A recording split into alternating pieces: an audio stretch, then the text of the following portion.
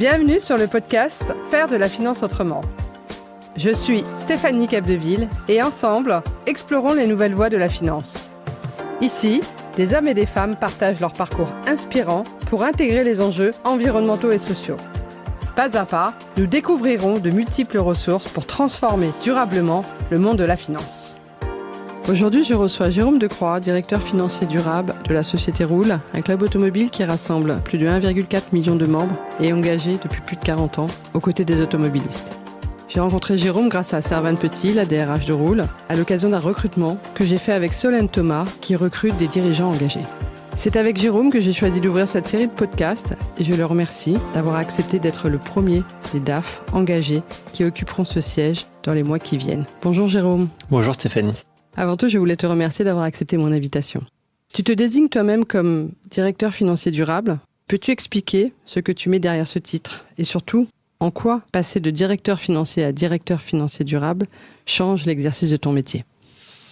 Je te remercie aussi. Je suis très heureux de participer à ce podcast. Alors pour moi, un directeur financier durable, c'est d'abord un directeur financier.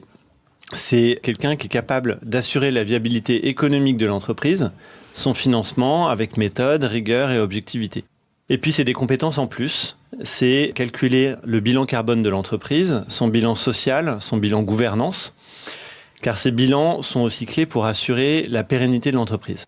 Et ce que ça change, c'est apprendre de nouveaux concepts, mettre en place de nouvelles méthodes, mettre en place de nouveaux outils. Et ce que ça ne change pas, c'est le fait d'être rigoureux, objectif, dans l'accompagnement, voire le challenge des fonctions de l'entreprise. Et c'est ces fonctions qui mettent en œuvre les actions économiques, sociales ou gouvernance de l'entreprise. Donc, ce que ça ne change pas, c'est qu'on est au service de l'entreprise pour l'aider à aller dans la bonne direction. Et c'est aussi pour ça que je pense que c'est à la finance d'assurer une partie essentielle de la stratégie de durabilité de l'entreprise. Nous, on compte, eux, ils font. Merci Jérôme. Je sais que tu n'as pas toujours été un financier engagé, mais qu'est-ce qui s'est passé pour que tu choisisses ce chemin ? Bon, alors, ça va être un petit peu long. C'est un parcours de, je dirais, 3 ans. Je pense que ça a commencé par une vidéo, des discussions. Une vidéo qui disait que la compta changeait le monde. Et qu'en fait, elle l'avait déjà fait. Puisque la manière dont on compte depuis des années influence les décisions, les développements économiques et donc le monde dans lequel on vit. Puis après, il y a eu la HLU, la Heart Leadership University, qui est une université, une formation pour dirigeants à laquelle j'ai participé, et qui a commencé par un module sur la connaissance de soi, en personnel et en pro. Ensuite, ça a été la rencontre d'entreprises inspirantes qui agissent, qui sont ingénieuses en matière d'environnement, d'insertion professionnelle, tout en étant viables économiquement. De ça, j'ai compris que tout le monde pouvait agir et que tout le monde devait agir. Puis c'est là, vers 2021, que j'ai réalisé que ça faisait écho à une conviction intime que j'avais jusqu'alors distinguée de mon boulot. Je veux contribuer à changer le monde avec mes qualités. J'ai une conviction catholique qui est que gagner de l'argent, c'est pas un sujet, à condition d'en faire bon usage. L'argent, c'est un outil, c'est le sang qui alimente le cœur. Ensuite, il y a eu, dans la HLU, se rendre compte de l'importance de la gouvernance pour que tout ça fonctionne. Le concept des entreprises à mission, qualité que Rool a acquise en 2023, a inscrit dans les statuts les ambitions d'impact de l'entreprise, dont des objectifs environnementaux et sociaux. Et enfin, la mise en action. Alors à ce moment-là, ça coïncidait avec la réécriture de notre business plan. C'était l'occasion d'essayer de compter autre chose que des euros et de projeter l'image que deviendrait notre boîte à plus long terme, économiquement, mais aussi socialement et en termes environnementaux. Et aujourd'hui, en 2024, c'est la conscience que c'est un devoir pour moi. Il faut que je prépare l'entreprise aux attendus de demain, dont la CSRD en Europe. Il faut que je prépare mes équipes aux attendus de demain. Donc tout s'est fait par petits pas finalement. Et je me trouve aujourd'hui assez aligné avec ce parcours et vers quoi il mène. Donc dans un premier temps, une prise de conscience individuelle. Dans un deuxième temps, tester, s'amuser. Et dans un troisième temps, prendre conscience de la responsabilité qu'on a dans la mise en place d'outils, de méthodes et de parcours. Et je me souviens d'une anecdote sur comment tout ça a commencé. Une fois qu'on a fait notre business plan, j'ai proposé à quelqu'un de mon équipe qu'on se mette dans une salle et qu'on commence à tester. C'était un peu mon petit laboratoire. Et donc on s'est mis à lister plein de choses qu'on pourrait compter.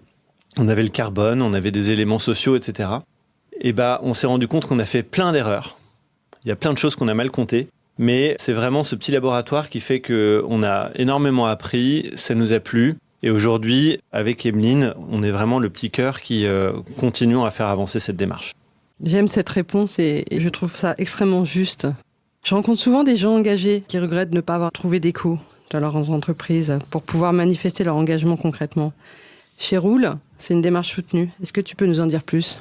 Alors, chez Roule, c'est une démarche soutenue déjà parce qu'on me laisse la liberté de tester toutes ces nouvelles formes de finance.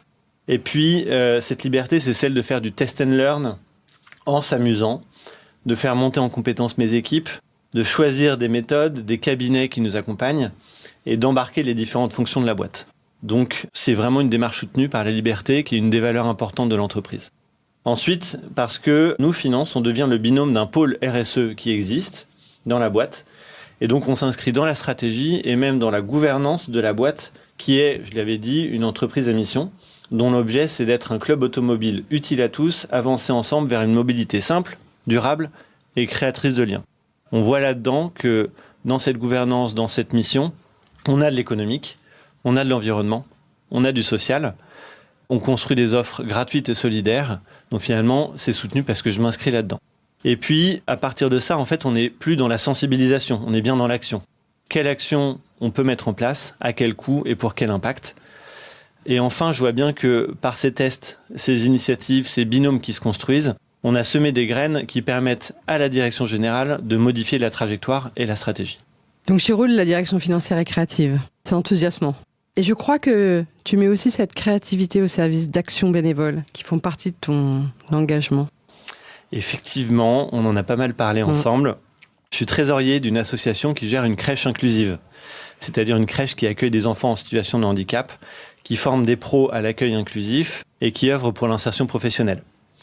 Alors ce que j'aime déjà, c'est le projet, mais aussi le fait qu'en poussant un peu plus loin les mêmes compétences que je mets en œuvre dans ma boîte, c'est-à-dire compter, je peux facilement rendre service à une association dont le projet est d'intérêt général.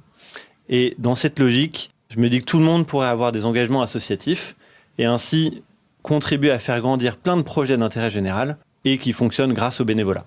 J'aime bien cette idée.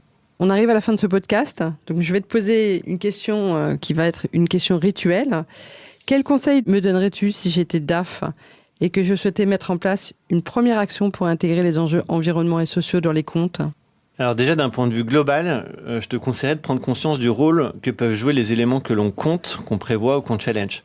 Ils entrent dans les jeux de pouvoir entre la finance et le CEO. Et la responsabilité du DAF, c'est aussi de planter des graines pour faire autrement ou pour mettre en exergue des sujets qui peuvent avoir de l'impact. Et ensuite, plus concrètement, mes conseils à ceux qui souhaitent se lancer, être pragmatique en commençant à calculer son empreinte carbone et s'amuser. Parce que c'est marrant d'apprendre de nouveaux concepts, et notamment les méthodos du bilan carbone. C'est assez facile de tirer le trait de cette empreinte carbone pour voir ce que ça donne à un horizon de business plan et combien ça coûterait en euros, en arbres, c'est scope 1, 2, 3 du bilan carbone. Et enfin, parce qu'on voit rapidement, grâce à la connaissance économique de l'entreprise, où on pourrait avoir rapidement de l'impact environnemental. Donc au final, mon conseil, ce serait s'amuser pour être créatif, parce qu'en plus, c'est contagieux, c'est très valorisant pour les équipes et pour les fonctions avec qui on bosse. Merci beaucoup, Jérôme. J'espère que vous avez passé un bon moment. N'hésitez pas à partager largement. Je suis Stéphanie Capdeville, recruteuse de financiers engagés. Et je serai ravie d'échanger avec vous sur LinkedIn. À bientôt pour un prochain épisode de Faire de la finance autrement.